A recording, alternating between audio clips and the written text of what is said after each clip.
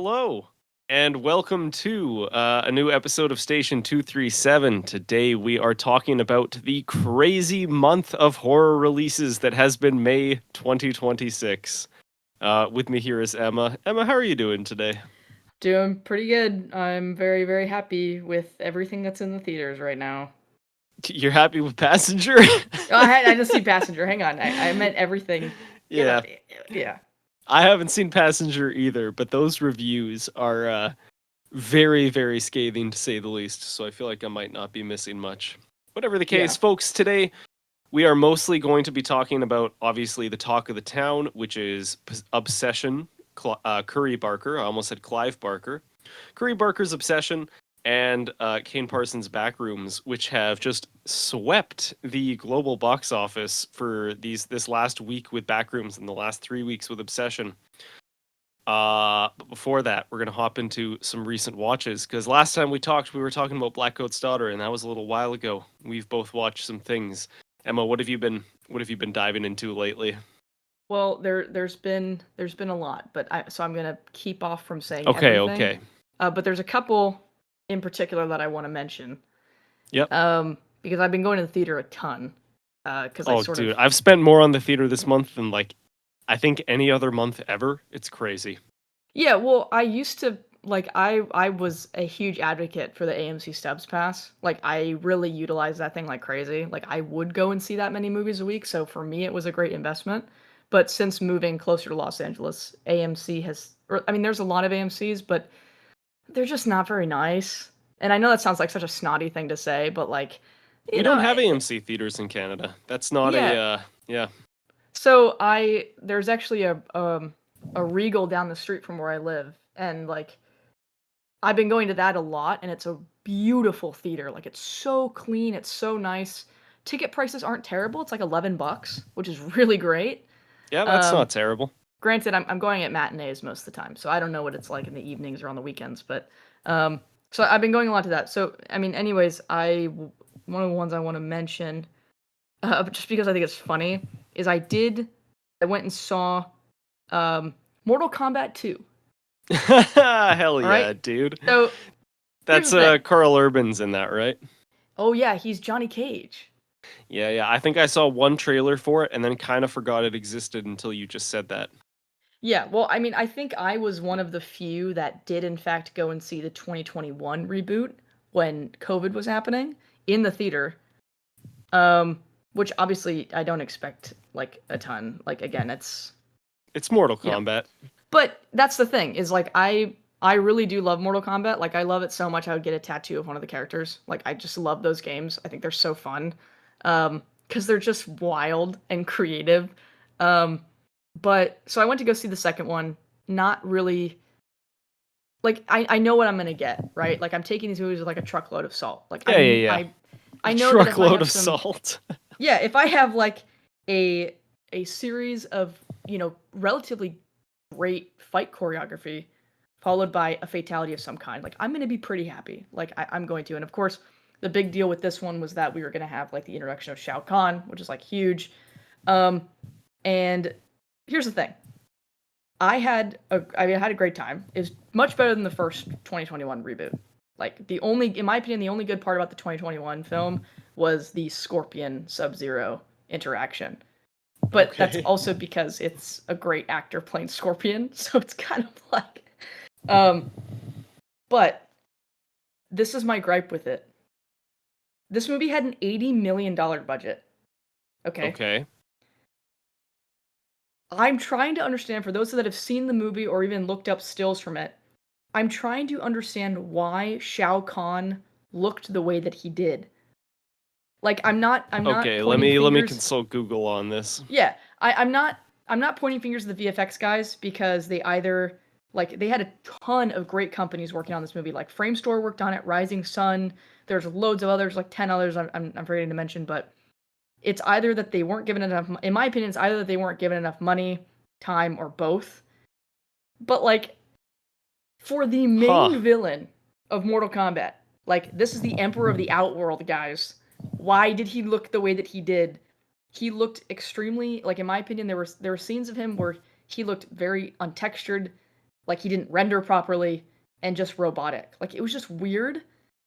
Um, and I was Yeah, like, I'm looking at the design right now. It's interesting. yeah, and like obviously I was stoked because we got great characters like Baraka, Katana, and Jade.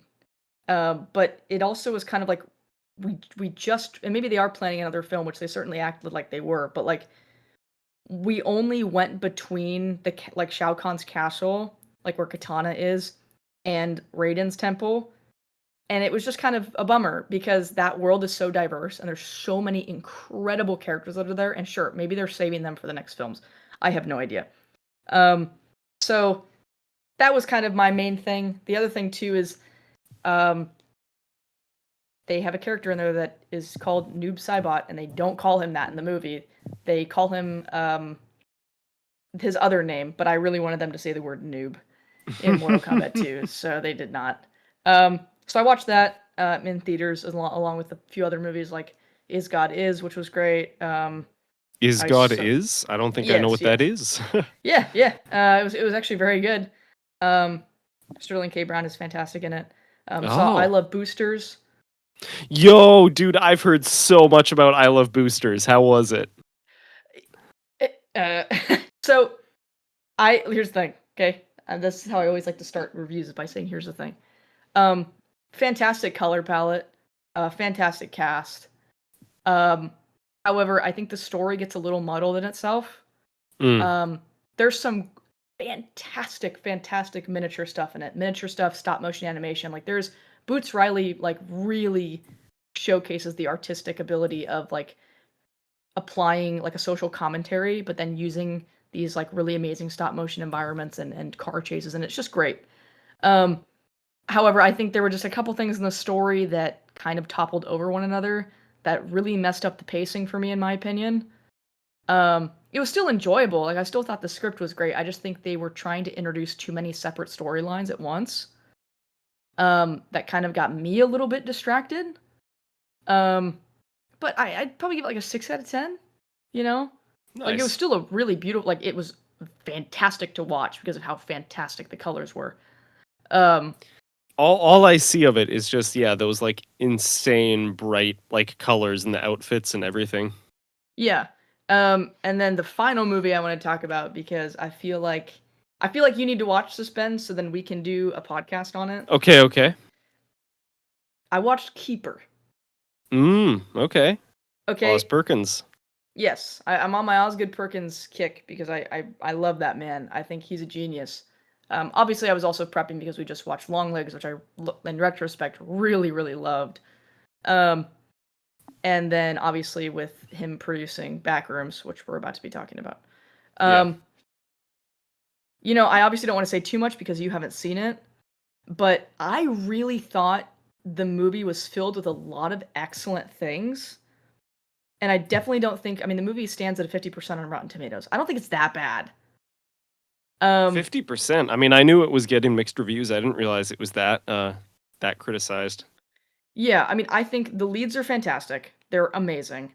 But I think the downfall is very similar to the downfall, in my opinion, of Longlegs, which again, still love Longlegs. I will be rewatching that very soon. But the issue that you and I have with it, I think, is the same thing that you might have with this one. Yeah. Just Um, the third act kind of yeah, storytelling because, and issues. again, without saying anything specific, like the last 20 minutes of the movie are just batshit crazy in the best way. Like it's so freaky, it's so good. There's so many different styles and symbolisms, themes and choices that just like absolutely are thrown in your face. And it's an extremely fascinating concept, like what this movie's about. I just think the film either needed to slow itself down or rearrange itself entirely because the message is in there somewhere. Okay, Again, I would still interesting. watch it Interesting. over again because it really was great. I loved the whole visual style of it, and it's very creepy towards the end. I just think it would have been more. I think it would have been more effective without that exposition dump. And mind you, Osgood Perkins didn't write this; he just directed it. Oh, Um, okay. Interesting. so there's a couple themes in there that again I'm not going to say explicitly for those that haven't seen it, and of course Ben, you haven't. But um, there's a theme in there that I think if it was leaned into a little bit more rather than just like use as exposition, it would have just been so exceptionally strong. But just like Longlegs, with the exception of the exposition dump that happens in Act 3, the ending is fantastic. Like, I love an open ending, guys. Like, keep them coming. Yeah. I don't want closure. I don't want closure. Like, just make me angry that the movie's over. Make me want more. Okay, So yeah, those are. you've got me intrigued now more than I was before by the It's so films. So freaky, dude. Like, it's a okay, freaky movie. Like, well, but yeah, so those are my quick so recent watches. I've been pretty busy the last 2 weeks. I have really not watched a whole lot. But what I did go see, because I am a mindless drone like everyone else, and because I have nostalgia, I went to go see Mandalorian and Grogu. Because I was look, gonna ask you about this. Your I review didn't was think. very good. Look. Here's the thing. I'll be damned if I ever miss a Star Wars movie in theaters. Star Wars has so much nostalgia for me. I'm shamelessly one of those people who just champions it, and I know that that's mostly nostalgia, but I just love it so much.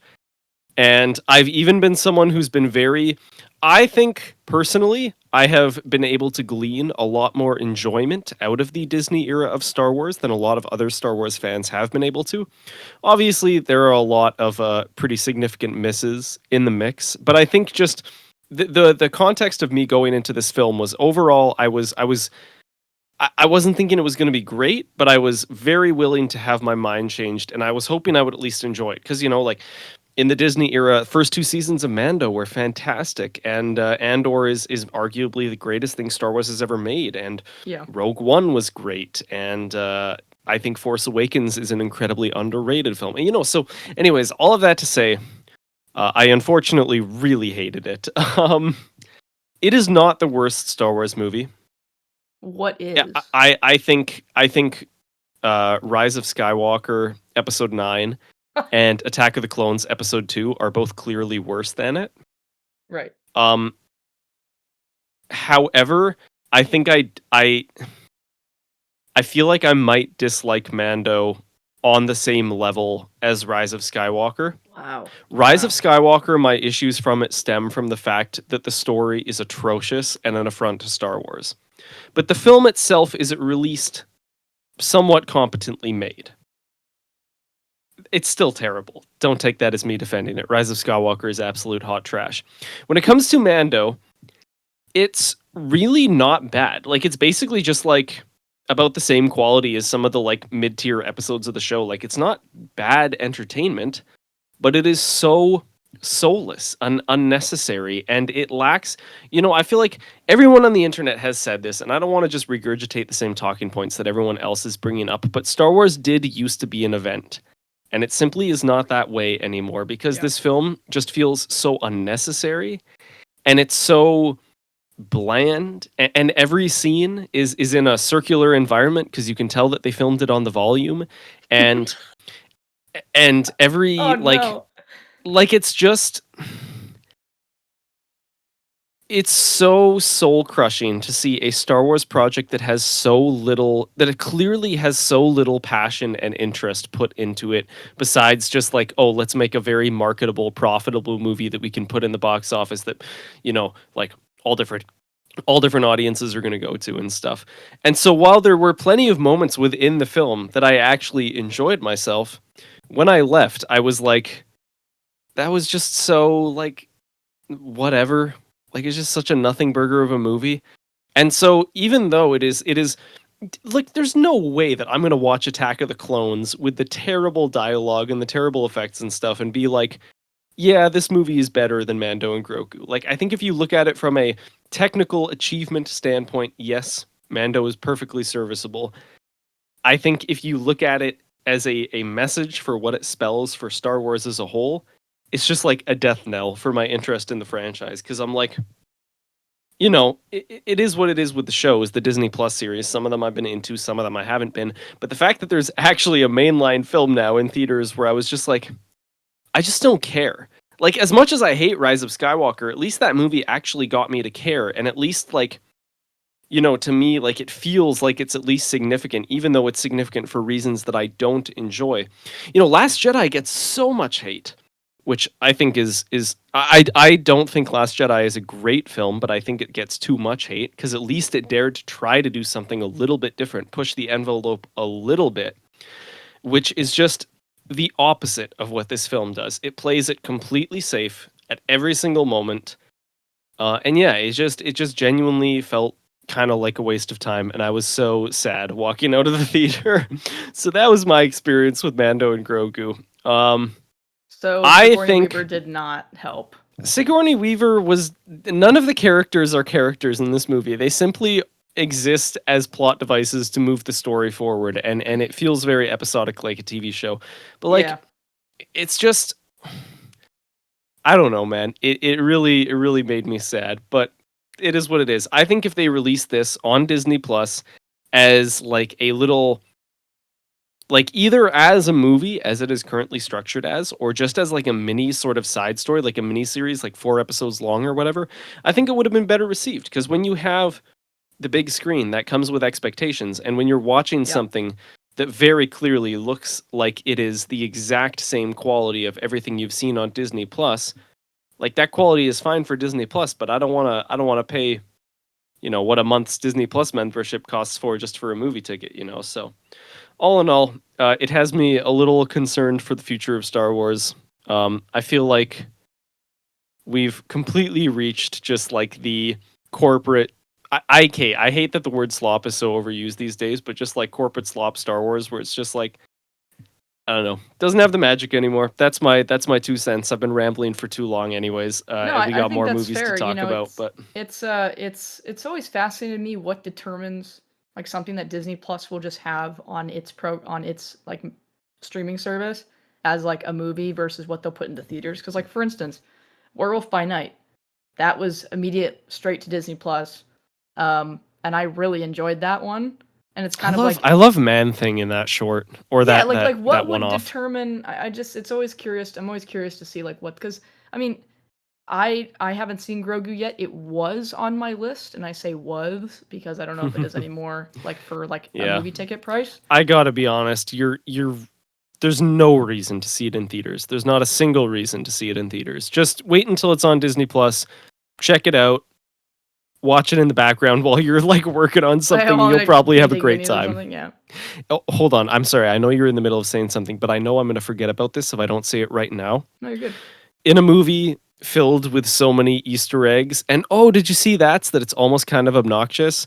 I will say my favorite of all of them was that you remember in the original Star Wars, Chewbacca and C3PO are playing that like it's sort of like a sci-fi version of chess. And there's like Yeah, all yeah, the yeah. monsters on the Yep. board. You see the real life version of that game. Oh, great. Which I've watched A New Hope so many times, I immediately picked up on it. And was like, oh, I was like Leo in that Once Upon a Time Oh, in Once Upon a Hollywood Time in scene. Hollywood, I'm yeah. like, yeah, I was like, oh my god, look at that. But yeah, I in my I'm sorry, I'll let you continue in just a second. No, All I I'm was gonna done. say left is on my Star Wars tier list, I would say it's third from the bottom. I still think that Attack of the Clones and Rise of Skywalker are worse films, but it is third lowest in my personal rankings. Yeah. Anyways, speaking of significantly better films than Mando and Grogu, can we talk about the absolute chokehold that Obsession has on the box office right now with the fact that it is outpacing a Star Wars movie? Well, and just the general public. Yeah. It's. I listen. I think, and I think we mentioned this before when we were texting, but I think like the way that a lot of people felt about weapons, like including yourself, is how I feel about Obsession. Like I just think it is a piece of. And I'm not saying that Weapons is not great. Like I thought it was a great film. Just No, don't no, love I as know much what as you other mean. It's people. just different You know. styles. But like this movie, I've seen it 3 times in the theater. I will probably go back a couple more before it leaves, because then I know it's going to be gone like for a while until somebody chooses to distribute it on streaming or DVD. I just think it's a phenomenal piece of movie making, and it's funny because I've had quite a few conversations with people about it who do not feel the same way. Um, and it's been Like really they fascinating didn't like because it?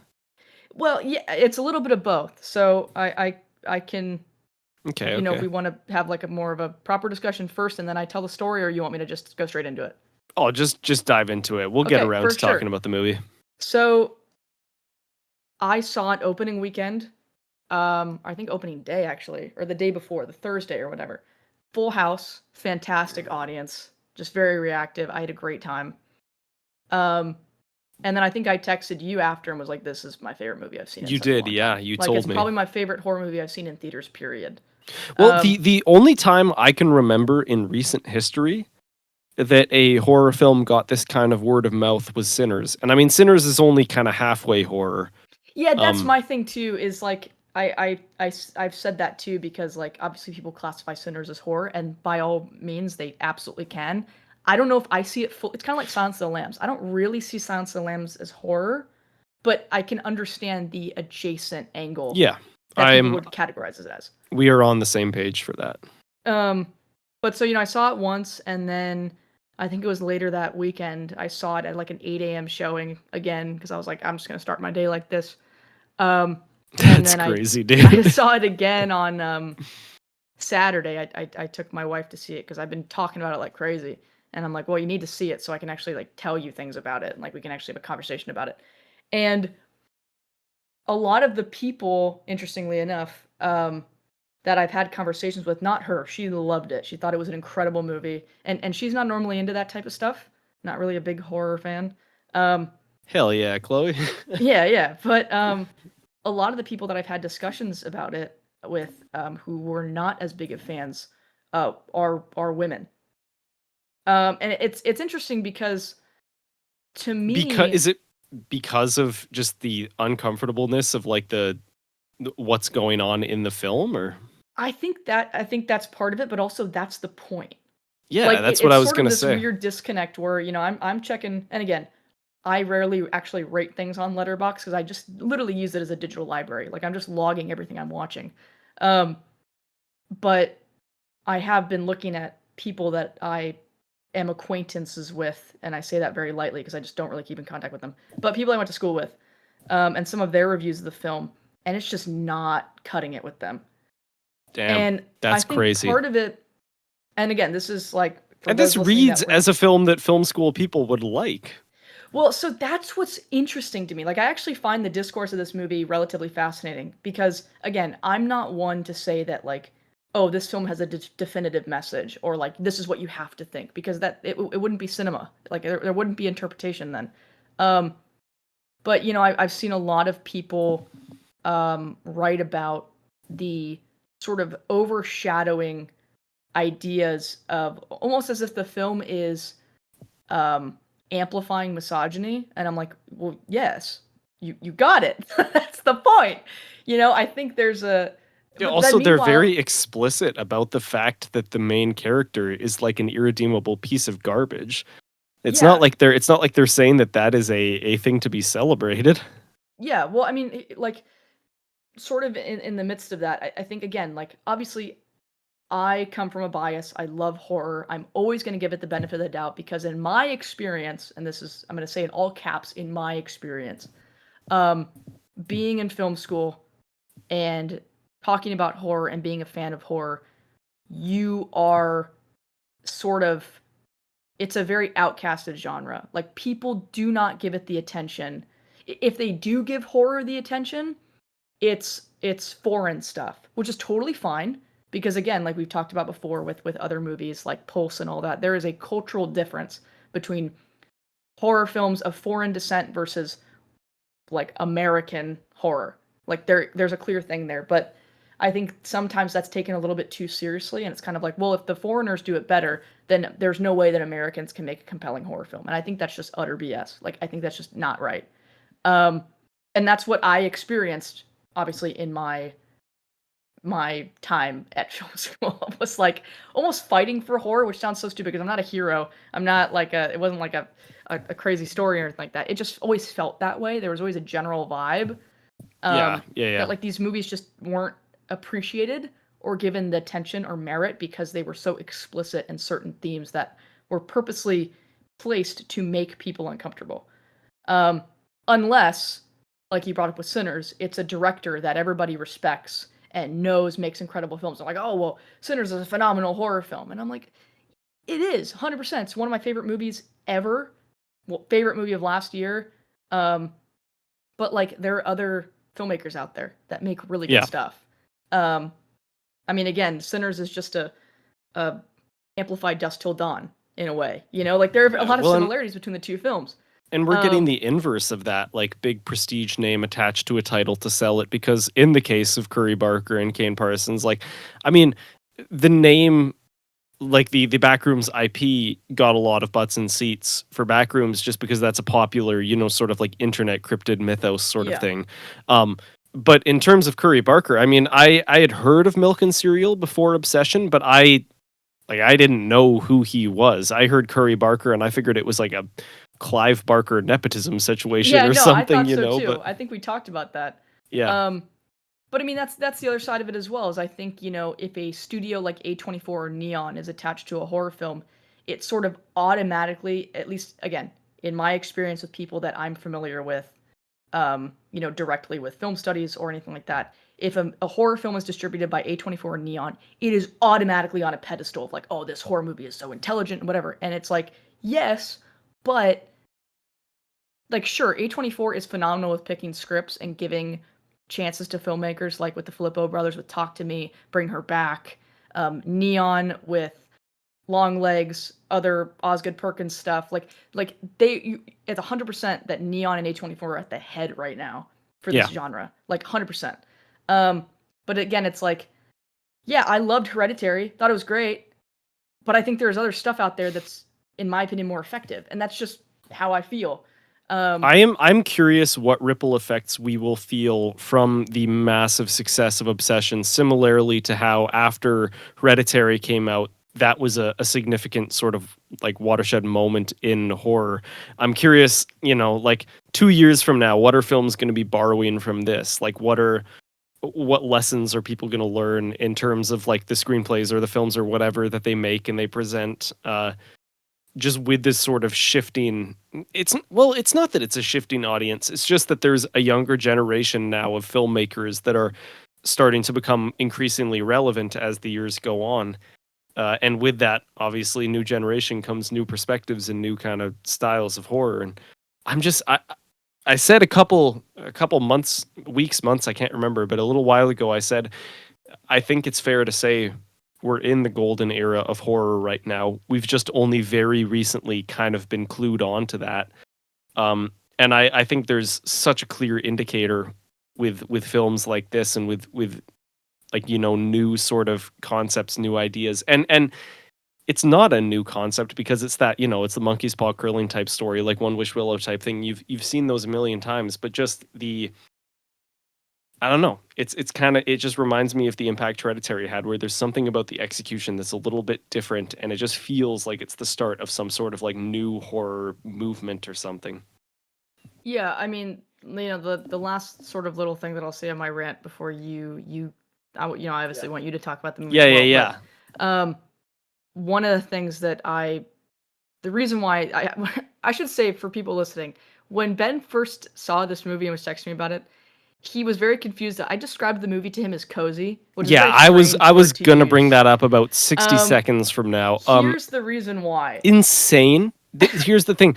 This is so there are horror films that make me jump out of my seat. Like we were talking about Weapons, when she flops back on the bed and freaking Gladys is attached to the ceiling and Weapons, that made me jump out of my seat. This film didn't do that. This Yeah. film just put knots in my stomach and just made me feel so viscerally upset for Yeah. every character involved except for Bear. And so yeah, you describing it as cozy, there was some cognitive dissonance there where I just could not understand what you meant. Yeah, so this is my sort of thing with it is um one of my favorite movies of all time is a movie called 52977, which is a very small movie that came out I think in like 2009. And like obviously that is the release date of Star Wars. Um and it is a movie. Obviously. Yeah. It's a movie about this. It's basically an autobiographical movie about this guy in the 70s who was obsessed with like making science fiction films. Like he would make science fiction films in his backyard. He was obsessed with 2001, obsessed with Spielberg, all these guys that were coming out of film school and making these incredible movies. And he was in Illinois, and his dream was to go to Hollywood to basically meet these guys. Um, And, you know, for me, like, as someone who loves all that older stuff and, like, collects old film magazines and is really into the art and process of making spectacle features, this movie really resonated with me. In fact, it was my dad who recommended that I watch it because he was like, "Emma, you gotta watch this movie. Like, this kid is you." And I was like, "Okay, whatever." Weird thing to say, Dad. Um, but anyways, I watched it, and to me, it's a very wholesome film. Like, I love it. You know, this guy ends up going to ILM when they're filming Close Encounters and happens to run into George Lucas and finds out about this movie they're making called Star Wars. And that's kind of the story. Um, and so the reason I bring that up is when I went to go see this movie, I knew very little about the sort of I knew very little about Curry Barker as a person. Like I didn't really know a lot about his age. I didn't know any of that information about the process of making this film. So I went to go see it, and I'm sitting there in my chair and I'm thinking, this movie is really flipping good. Like I love the way it looks, and I think like the intersection of music from like Current Joys and some of Rock Burwell's original songs that are outside of the Obsession score, which by the way, phenomenal score. Um, Oh, dude, the but I music is think, amazing. and for some people that I talked to, this was an issue for them. For me, it was not. But like I knew someone similar to my age made this movie because Yes, just the way that 100%. the song choices were and the way that there was like a specific like choice in the vehicles that these guys were driving, sort of that old like vintagey vibe, but in modern day, because like all of that old fashioned stuff from the 70s and 80s is coming back now. So I knew that there was some sort of connection. So of course I get done with the film and I'm like, oh my god, that was so good. And then I go home and I look up this guy and I'm looking at all the stuff that he did. And the fact that he made this movie for I think the estimated budget was like 750K, which is a lot of money, but it's nothing in comparison to what's being made now. Yeah. Um, you know, and just his whole story. I mean, making these little shorts, you know, dropped out of film school because he just wanted to make stuff, making these little short comedy sketches on YouTube with his friends, ends up making these little horror shorts. One of them, called The Chair, does very well on the festival circuit. He ends up getting an offer from a studio to turn that movie into a feature, and he says, actually, you know what? I have this other movie idea called Obsession. Gets a grant to make the film, takes that money, hires a producer because he's never had a crew before, so he needs someone to help him hire all the people, Hmm. shoots this movie in 25 days, takes it to South by Southwest. There's a $15 million bidding war between three studios to get it distributed. Obviously, Focus wins, and then it's distributed. So that whole story to me, like, I resonated very much with it. Obviously, I have not made any features. I've made a couple short films with my friends, but just to see that somebody cared enough to just make stuff and put it out there and to tell a story that was original, that took risks, that did everything a great screenplay should It's do, which is make incredibly you inspiring. yeah, that's a great word for it. Yeah, but I mean like every single character in this movie, I think obviously with the exception of Nikki to some regard is they're all not great people, but yet you have a sense of empathy for them. And that's the best sort of character. Like even if you have the most villainous person in your movie, you still have to make them human. So there has to be some sort of empathy from the audience for them. And it's like to see this movie that was made for so little budget to be made and shot in the way that it did. Like I was going into the whole process of like how on earth do you shoot a movie like this for 750K? All of the car shots, like for the exception of like one or two, like the shot, well, spoiler alert, if you haven't seen the film, go see it. But you know, with the exception of the initial scene where he breaks the one wish willow for Nikki, the scene where they're driving in the car prior to that, when him and Cooper Tomlinson, who plays Ian, are in the car, when Sarah gets killed, they are not actually outside. They are in a studio in North Hollywood called Cinema Pax, I think is what it's called, and it's a giant What? LED screen with a looped footage. That's crazy. But that to me is so cool because it for me that was incredibly inspiring because I'm seeing the way that this really incredible film was made not by cutting costs because that's the wrong word and I think that delivers a negative connotation. It's not that they're cutting costs. They're being clever about, hey, what's the modern technology that's around right now that we can use to make this movie look really cool without having to deal with night shoots or all these other crazy things. I mean, it was just an incredibly brilliant, That's intelligent so filmmaking interesting. process that to me I resonated a lot with and I learned a lot from this movie. And it's been a while since I felt like I've been educated by a film. Um, so much so like Ben and I were talking about of just like I sort of just came home from watching it and was like, I want to write something. Like I want to like make Yeah. something. Like I really should stop waiting for certain things to happen and just write. It was also funny because Curry Barker went to New York Film Academy, which is a film school in Burbank, and I went there for summer camp in high school. So I thought that was really funny because it's a very small film school. Um, Anyways, that's my rant. Ben, go ahead. Yeah. So, I mean, another thing obviously that's getting talked about a lot when it comes to this film is Indy Navarrete. I felt like such a big brain ahead of the curve because I knew her from Superman and Lois, the I was gonna ask you CW show.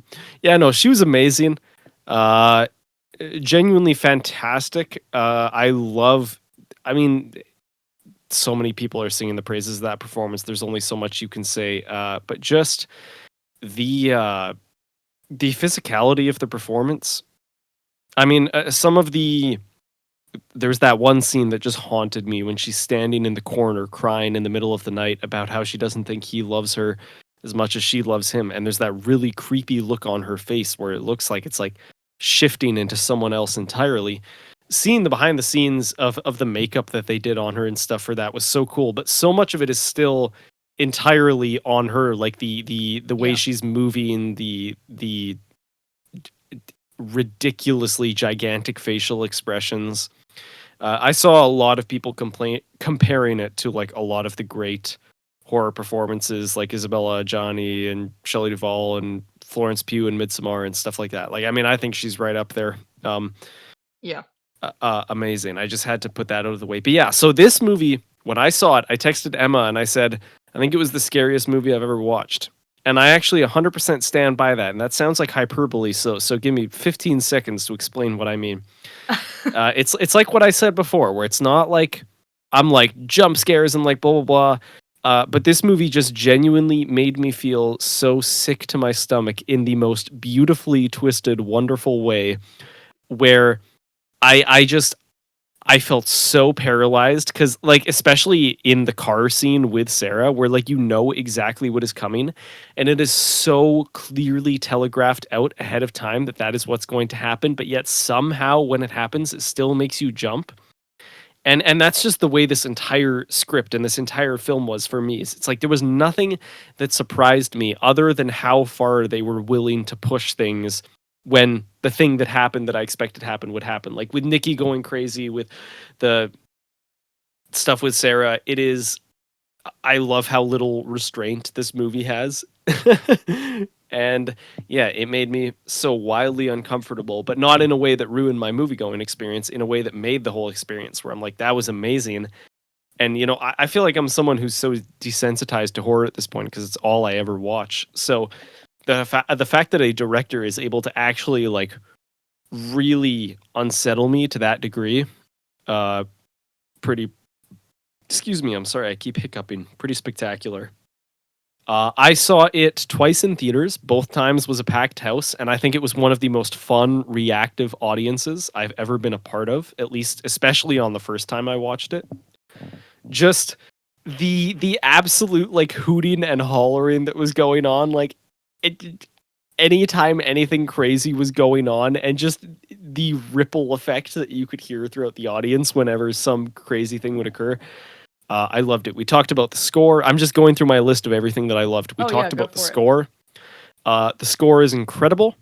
It's one of my favorite modern horror scores in recent memory. I love how understated it is at a lot of points. The synth music is amazing. The whole film feels like slightly It Follows-y to me. But I think that's just like the suburban environment and like the younger protagonists makes me think of It Follows. But yeah, that was amazing. And then lastly, the credits I thought were absolutely masterful. Oh yeah. I think the credits are something that is so easy to overlook in a film because it just feels like such an afterthought a lot of the time, you know. But I think a lot of the time in films when you have like Pearl immediately is the one that jumps to mind as a really memorable credit sequence. And now also this one, of course, with Nikki crying. I think it is the perfect note to leave the film on. It perfectly leaves you with exactly that just sort of like dour, miserable feeling that the entire film is piling on in droves. And yeah, I just thought that was the cherry on top of a delicious, terrifying, horrifying Sunday of dread. Yeah, I mean, I think too, like I agree with you with her performance. I mean, I've also seen, and I think you mentioned this, but like Toni Collette in Hereditary, like I think it's on that level. Like Yes. I really do think it's that good. 100%. Yeah. Um, it's funny. I saw a couple people that I know complaining about the coloring of the film, and I think it fits. I think the It dull does. coloring is supposed to sort of indicate how awful this scenario is. Um, and I think they sort of set that up from the very beginning because you have the film open with Bear delivering his monologue to what the audience thinks is going to be Nikki, but it's obviously this waitress. Um, and I think it's great because the waitress who responds quite well to Bear's, confession of feeling, and sort of tells him like, "Oh, that was really sweet. Like, I think that was great." She tries to offer some suggestions, and Ian immediately shuts her down. He's like, "No, no, we're not going to do that. Like, what you should do is insult her." Like, you can tell already that these two dudes are pieces of shit, Yeah. and that they're like they don't care about how the other person feels. It's just about saying what they want to say. And I always thought that was really interesting because I think we get that trivia scene, and it's the exchange of glances that I think are done very well. And because I think from the get-go we already understand that Sarah's character likes Bear because she's giving him more attention. She's kind of standing close to him. Like the staging of this movie is very well done and tells you a lot about the characters without them having to say anything, which is Okay. I yeah. just thought of something, and that's okay. So, do you think that Nikki liked Bear or no? Because I see a Okay, lot of people online saying that they think she liked him, and I think those people are crazy. Because before the willow gets broken, she kind of she acts friendly like that with everyone. Like the bartender asks her if she wants the tab open or closed, and she's like, "Oh, open, babe," or whatever. And that she has that kind of flirtatious energy. I feel like with basically everyone she interacts with up until that willow gets broken. So why is everyone reading that as her exclusively having a crush on Bear? Okay, so here's what I'll tell you because I can see an argument for both. And I actually had this, Chloe and I had this debate when we were driving home. Because she was like, no, he didn't like him. And I was like, well, you don't think she did? And she was like, no, the story wouldn't work if she did. And I said, actually, the story would be worse if she did because he was too much of a bitch to say anything. That he just Bro couldn't immediately he took her couldn't have just autonomy said, away. "Hey, I wish that I was the kind of person that Nikki was into or Yeah, like there's loved or always your around whatever." the wish. Like But here's what I think for the argument of both. Um, is I think the argument that she doesn't like him is obviously very explicit in terms of like you said, she's very friendly with the bartender. She's sort of, she makes fun of his drink because he orders a pina colada. Of course, during the party scene, which actually Chloe brought up, which I couldn't believe she caught this. I was like, oh my god, I didn't even think of that. During the party scene, which is my favorite scene in the entire film, I think it's so fantastic. Nikki delivers that Hansel and Gretel monologue about the incest, and that sort of reflects back to how Sarah told Bear that Nikki sees him as a little brother, yeah. and sort of now he's taking advantage of her and doing these things to her with basically, technically, and truly without her consent, um, and sort of that idea. So there's a ton of arguments for that. However, I think the arguments for the fact that she does like him, there's a couple lines of dialogue and delivery of certain lines that I think are a little suspicious. And maybe again, this could just be me reading way too into it. I mean, I could be Kubricking the movie by accident. Um, but the first one I want to mention is when she loses her crystal necklace down the drain. The way that she delivers those lines is saying like, "Oh no, darn!" Like she kind of like who talks like that? Because then it's funny because the direct next scene is Bear walking into the Green Man store, and the first line the worker says is, "Yeah, why did she even say it like that?" And that could be reflecting back to the way that Nikki delivered that line on the phone, sort of hoping that Bear would be like, "Oh no, let me go get you something," like that sort of thing. Mm. Again, could be reading way too into it. I'm just giving the arguments for both. The other thing I thought of is, of course, she mentions the line when they're driving in the car where it's like, "Oh, when I like somebody, nobody knows," like Yeah, that sort that of one, yeah. thing. And then the way she asks Bear whether or not he likes her, I thought there was something a little interesting about her eye movement in that scene because she just locks onto him, almost as if she's afraid of what he's gonna say.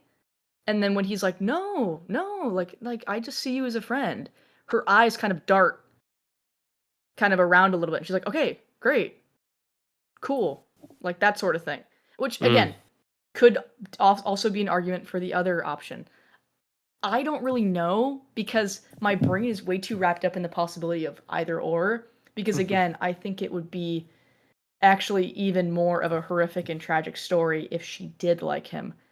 And rather than him come out and say anything, he just broke the wish and forced her to be with him. You know what? You know what my favorite slash least favorite, depending on how you look at it, scene in the entire film was? Which It's one? the phone call, dude. That put my Oh my stomach in gosh, knots. dude. That Talk that about scene like really disturbed me. that is a freaky scene and I love it so much because we never get any more than that. Like it's It is just left. it's a perfect example of not over explaining your film's lore. I agree. Which obviously is a sin that a lot of horror movies commit, and this is the perfect balance where you get just enough, but not quite enough, where you still have a lot of questions. Yeah. No, I would agree. Speaking of lore, a little segue. Is there anything more to say about Obsession? We could do a Yeah. whole episode just on this. Yeah. But yes, we have to move on. Backrooms. Backrooms. I guess I'll hop right off the bat. I enjoyed Backrooms exactly as much as I expected to, which is to say, I thought it was good. The set design was amazing. The sound design was amazing. Obviously, if you've listened to me talk about movies ever, you know that those are the two things I care about the most. The vibes were incredible. I thought the performances were pretty solid. The writing was okay. Yeah. But it was good. I liked it. I thought it was a really solid debut for Parsons. And I gotta say, as much as you could argue that the third act of the film definitely has some issues, but that I want to say it's about like maybe like 6 to 8 minutes when the very first time he enters the back rooms in the kind of at the end of the first act, like before he has the camera and everything, like when he's just investigating for the first time. And there's those long scenes of him walking around with the audio of that like greeting in different languages or Yeah. whatever it Yeah. is that's playing. As far as I'm concerned, that was the greatest moment or scene in the entire film. That was everything I wanted from this film, just neatly tied up in a little bit. The dread, the mystery, the ambiance of that environment. Honestly, I yeah, like I could talk about that. I could talk about the Christmas tree scene. I could talk about so many of the incredible visuals that you get. But just as such a lover of that like grainy 2000s style like camcorder recording footage, like whether it's like 28 Days Later or Inland Empire or something like Pulse or whatever.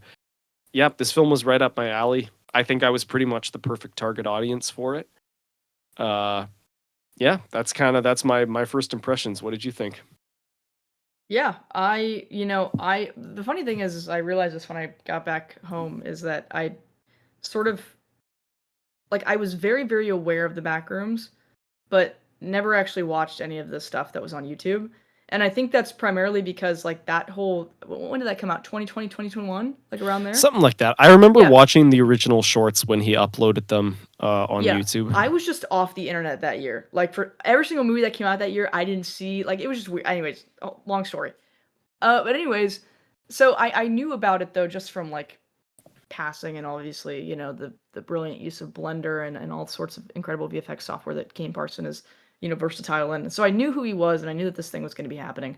And I think everybody, whether or not they've seen the shorts before, they're probably aware of, like you said, the Backrooms IP, like just the concept of what this is and liminal spaces and everything like that.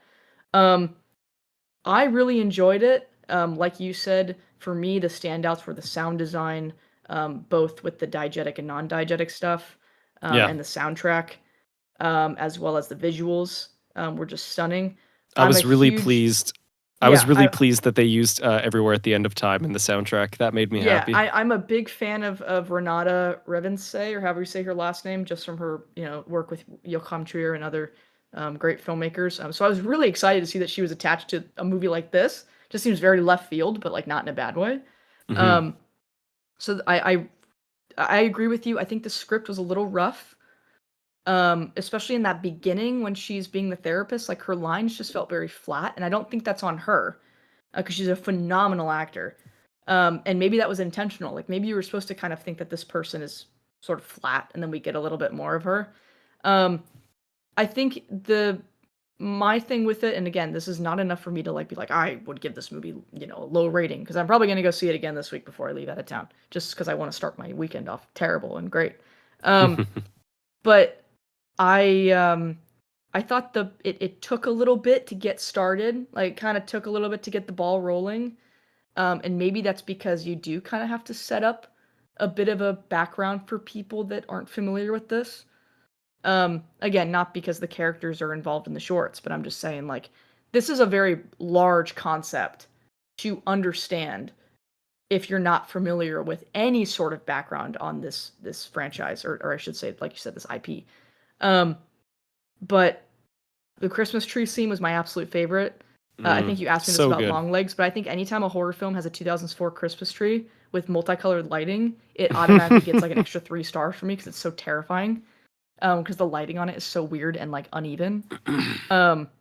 But I loved the anything to do with the still life images. I just thought was super super interesting, and I loved it. Um, I really enjoyed some of the stuff that she did. Renata's character at the end of the film. I thought the whole chase was great. Yeah. What did Um, you think of big boy Captain Clark? I expected him to be a little freakier looking.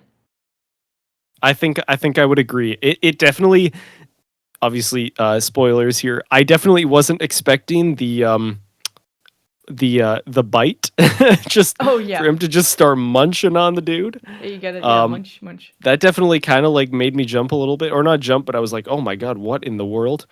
Um, I do wish there's a part of me that wishes the entities were a little bit more abstract. Yeah, Um, and kind of like sort of eldritch in a way, like Lovecraftian almost, just sort of like unknowable. But obviously, yeah. that's a really hard thing to film. That's a big Well, yeah, ask. and it's a. I 100% agree with you. I mean, I think also part of it too is it's probably hard to do because they wanted to do it practically, which they did. Yes. Um, but Hey, yeah, respect where dude, it's due. like all the we got out of the movie, and it was funny because I was walking back because Chloe went with it to see it with me, and she was like, "What'd you think?" And I was like, "I gotta be honest, like I would take a nap in the back rooms. Like I was like so like just lounging in my chair," and she was like, "Nobody would say that ever." And it was funny because I saw a letterbox review that someone wrote. They gave it like 4 or 5 stars, and they said, "I've never been so excited for a movie that is entirely piss yellow." I thought that was so funny. Um, but no, I thought the like you said, the sort of like VHS grain was so fantastic. Everything about like watching this movie was just like I'm gonna say it again, it's just cozy, man. Like everything about it, just the way it was shot, the environment, some of those really interesting sort of liminal looking shots that are of exterior buildings. Um, and sort of like, listen, never thought I'd see the Santa Clara Valley like that. I gotta be honest. Um, but yeah, I thought it was great. I mean, I find it a little weird that, people are like, he didn't direct this. I'm like, Stop being stupid." Dude, Like, the amount of people online I'm seeing that just have me scratching my head where they're like, this was like the worst movie ever, like terrible, 0 to 10. I'm like, are you just like farming for engagement or something? Like, what are you? How can you watch that and say that that's like a 1 out of 10 movie or like the worst thing ever? Like, yeah, are I we think being it's serious either right now? like, I yeah, hate how I think it's polarized everything is. yeah, I think it's either like because like we were talking about a little bit earlier, like this movie obviously represents a lot. Like there's a lot of symbolism, there's a lot of intertextuality that is obviously probably leading into more stories. Um, I love that. Some people don't. So if you go and see this and it's way too abstract for you, it's like, yeah, you're not gonna like it. But you probably should look up what the backrooms are first before you go see it, because this is not a straight shot horror movie. Like this is not sort of a immediate indicative like this is what this is or whatever. Yeah, But it's a concept and it's a very interesting concept, but like it is very much like all of my issues to do with the film stem around the parts that are not intrinsically like the backrooms. Like it's mostly to do with the supplementary stuff like the character writing and all that. But everything about the actual location and the actual, main draw of the film itself is perfect. I'm not gonna that's why I said I really liked it. Like I'm not gonna I'm not going to discount the film and say it's bad because I wasn't a huge fan of the writing when that's the 10th most important thing in a film like this is the writing. Yeah. I mean, I think too, like, I honestly I was really, really stoked to see that A24 gave him the reins. Yeah, Because, like, that 100%. doesn't happen. Hollywood will do anything they can to take credit for somebody else's work. So the fact that they gave him this movie and said, "No, we want you to direct it," like, again, I think before people flag on him for being the director, that he didn't do this or that, I think they really need to understand the roles of people in a film set. Like, yes, the director tells the actors what to do and he kind of sets the stage, but the director also is in line and sometimes and most of the time even works for the producers. Like there's a lot of people that are engaged. I mean, Kane Parsons even said like, Osgood Perkins was a huge mentor to him on this process. So you have to understand like the director doesn't entirely do everything when it comes to the filmmaking and craft of the movie. What they do is in their name. They offer direction to the actors, the set pieces, the staging, and sort of the go ahead before they say action. So it's kind of, I think people just need to do their more research before they immediately say like, oh, well, he didn't do this or that. Like I thought he did a fantastic job for a first time. So would you like to see more films in this universe? Like would you like to see a sequel one day? I would. I mean, I would hope that he's at the front of it again because it is his. I mean, I know he didn't create the original image, but he is the one that kind of has. Popularized it. Yeah, he's the one that has this world and story established to it. Um, so I would love to see more stuff that he does. Or I should say, I would love to see more stuff that comes out of the back rooms. But I would hope that they continue to give him the lead on it. Yeah. I think I would definitely be seated for a sequel, especially if they're able to address some of the things that could have been improved upon in this one and really I'm not someone who cares about the lore. I don't Yeah. really know anything about that. Like when I was a teenager, I read like SCP stuff, but I never really got into uh backrooms or whatever. But I just think it is such a like refreshingly original concept. Yeah. Oh, it's not original, Ben. It's based on a post, whatever. Okay, but come on, like be real. That post is like 3 years old. All things considered, in the grand scheme of things, it is very much an original concept. And just in this age where Hollywood is too scared to take risks, I think it's so rare that we actually get something that is wholly original and new. And Right. so, as much as I'm also like, oh, I really want to see what he would do on a different project or a different sort of film, I am kind of hoping that his next film is a follow up to this. I mean, when you're 20 years old and you're beginning your career as a director, you've got so much time ahead of you. And it seems like, I mean, I'm hoping that at this point, after the insane box office success of the movie, they just give him a blank check and say, "Hey, do whatever you want." Yeah. But yeah, I there's a part of me that's really eager for a sequel to this film. And it's not even like I want a sequel to answer all the questions. I just want to spend more time in this world. Is essentially all it is. Yeah, I mean, I agree. Everything you're saying, I'm on board. Yeah. Funnily enough, we will probably wrap this up before it goes too long, but I don't have a lot to say about Backrooms. Like it's what I said at the very start. Like it's just kind of exactly what I expected, and that's not a bad thing. I'm very pleased that it is that way. Um, and yeah, I guess it's kind of nice that it's like, oh, here's a film that I've anticipated for a while and I hope is good. And then, yep, it's good and I'm satisfied. And that's all I can ask for. I mean, we were talking about Passenger earlier. I got to admit, I was really excited for Passenger until I started seeing the reviews. And as much as I am form your own opinions, don't let other people sway you, when it is this overwhelmingly negative, I feel like it's pretty clear. There's not a lot there, but it's just this whole month for releases has been so nice and it's so refreshing. Like I always go to the theater because I'm freaking addicted to it and I spend way too much money, but it's so nice seeing just like, I don't know, movie theaters have kind of been dying for years and it feels like this is kind of the first like breath of new life in a little while, just this past month. Yeah. And it's really nice to see. It makes me happy. No, and I mean, I think too, like, it's. I mean, I talked to a couple people that saw Passengers, and it sort of sounded like they put the best scare in the trailer, which I think a Yes, lot of that's horror also movies what I do, heard.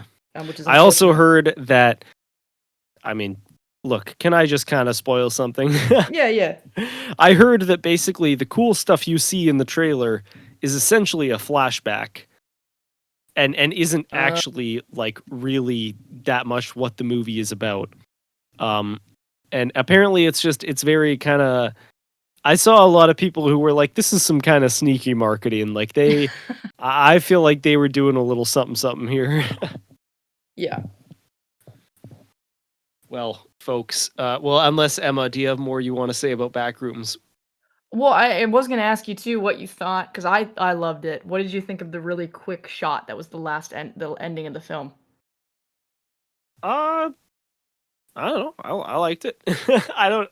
When I think I of the just film, was very like I just loved the editing because it was like her talking and then immediately it cuts and then it ends. Like it's a very quick. I think it is perfectly in character for the film that is how it ends. I think that kind of like stylistic choice makes a lot of sense. Okay, great, good. Yeah, I don't know. I guess I hadn't really thought about it that much, to be honest. Yeah, Most of what I think about, like I said, is basically that first scene of him entering that I just thought was so incredible. yeah, and the I think fly I've. that lands on Renata's shoulder when she enters in. That was an accident apparently, but it works so well. I think this is definitely going to be a physical media purchase for me. I think obviously this and Obsession both will be, I tend to try to curate my physical media purchases a lot more these days. I don't just like grab every movie that I like because I spend too much money on movies. But I think as I'm trying to curate my movie shelf towards like films that are really up my alley or stuff that I really have a lot of appreciation or care for, I think both of these are going to be like day one. As soon as the Blu-ray comes out, I'm heading to the movie store to get it. I agree. Well, folks, that is us talking about May, the month of May 2026. We have lots more horror as well as just other blockbusters coming out this summer as well as the rest of the year. 2026 looks like it is going to be an unbelievably stacked year. Yeah. And I guess I'll just cap off by saying, what is now that we've gotten these out of the way, what is the next upcoming release that you are the most excited for? Oh man, I just bought my tickets to Disclosure Day. Oh, Spielberg I and am Aliens. pretty excited about that. I have no problem being a Spielberg fan person. Like no problem at all. Um, Very excited to see What? him Who come has back. problems with being a Spielberg I fan? don't know. It's like Christopher Nolan. You know, like sometimes speaking of, I guess Odyssey, I'm actually quite excited for. Yeah. Um, After seeing some trailers, I think it might be. I'm gonna go on a. I'm gonna place my bets now and say that it's gonna be one of his best movies he's ever made. Really? That's what I'm getting from the trailer. I admire your optimism because to tell you the truth, I had the opposite feeling going towards it. But Listen, it could be just Ludwig's score. It could be just the it's pure, okay. I'm you also know. I'm also a bit of a Christopher Nolan not hater, but I think I'm not quite as high on a lot of his films as other people are. So that's also my own bias leaking through.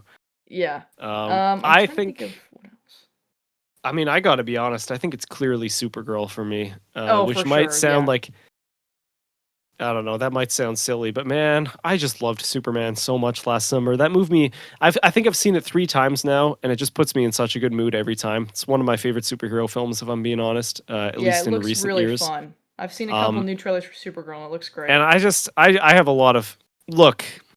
I am a.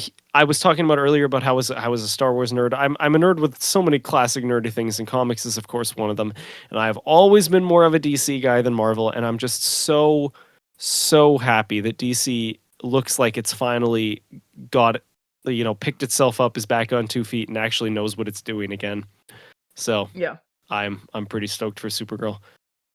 But yeah, folks, thank you for listening. As always, we will be back at some point with whatever it is we decide to work on next. But until then, uh, be sure to support the movie theaters. Go buy lots of tickets. Go watch all these fantastic movies that are coming out. Because then the movie industry keeps making more movies, and it's great, and we have more things to talk about. So until then, take it easy, and we will catch you next time.